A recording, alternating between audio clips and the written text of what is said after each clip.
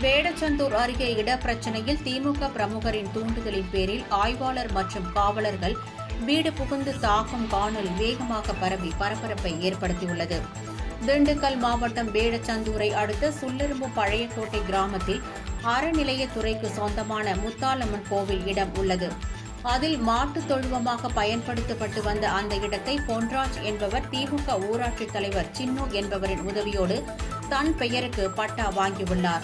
தற்போது அந்த இடத்தில் பொன்ராஜ் வீடு கட்டத் தொடங்கி கட்டிடப் பணிகள் நடைபெற்று வந்த நிலையில் அதே ஊரைச் சேர்ந்த தங்கப்பாண்டி மற்றும் குடும்பத்தினர் அறநிலையத்துறைக்கு சொந்தமான இடத்தில் பொன்ராஜ் வீடு கட்டுவதை தடுக்கும் முயற்சியில் ஈடுபட்டனர்.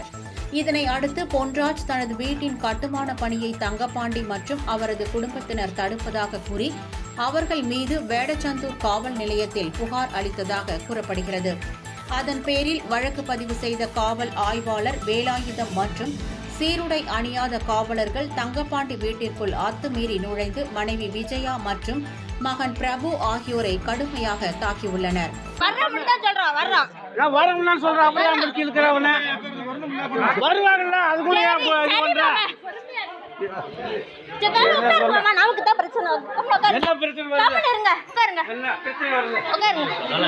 இதில் பலத்த காயமடைந்த இருவரும் திண்டுக்கல் அரசு மருத்துவக் கல்லூரி மருத்துவமனையில் சிகிச்சைக்காக அனுமதிக்கப்பட்டுள்ளனர்.